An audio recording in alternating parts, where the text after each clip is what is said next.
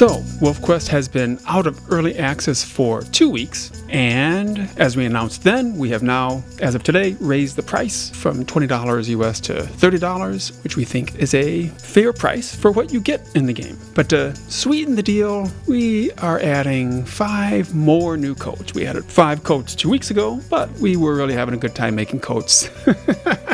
So we're adding 5 more. So let me introduce you to the Campfire coats. Here we have s'mores, the classic campfire snack made of chocolate, marshmallows, and graham crackers now comes to WolfQuest in the form of this coat. Can I have some more of that coat?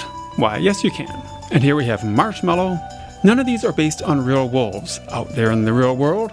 After creating the coats that were based on real wolves, our wolf artist, Steve Adamson, asked if he could make up some coats. Just, look at reference photos and stuff, but just have some leeway to make some really pretty coats. And so these are the result. I think he really knocked it out of the park. Here's the next one, latte. If you don't think a latte is camping food, well, fight me. Don't get between me and my latte in the morning when I'm camping. And then I think this is going to be a favorite, trail mix. So because these aren't based on real wolves, we didn't have any bios for them, but our community manager, Jesse, also known as Loach, wrote up some charming bios for these coats. Perfect for those long hikes through the winding woods of your territory. And finally, Toasty. That's a memorable face. So Steve has been improving his techniques for painting wolf coats over the years, and it really shows. Here's a time-lapse video he created showing him reworking the original beige coat.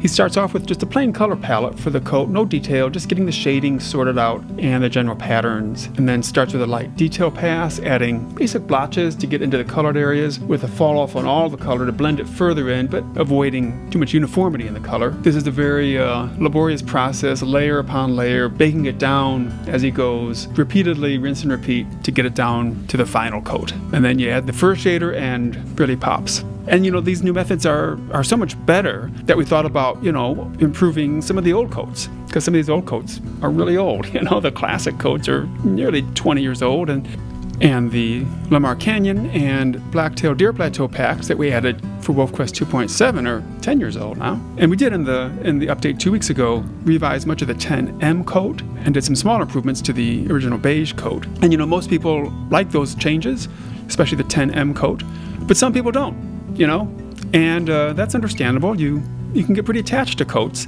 and it's very jarring to fire up the game one day and your wolf looks different than it did before.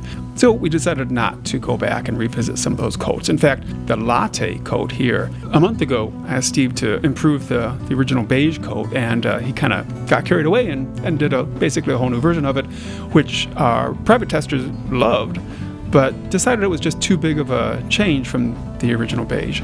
So Steve went back and did a smaller makeover for beige. And we decided to use the new beige, which we call latte now, as one of the coats in this new set.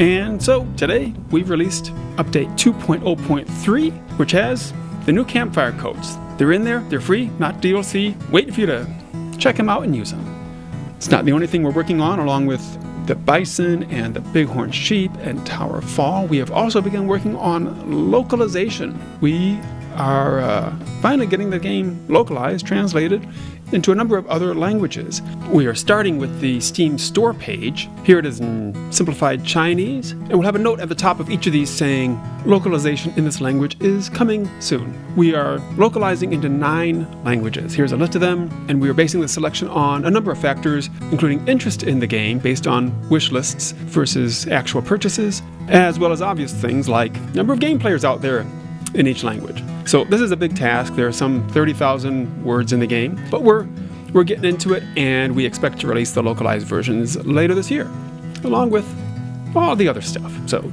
stay tuned.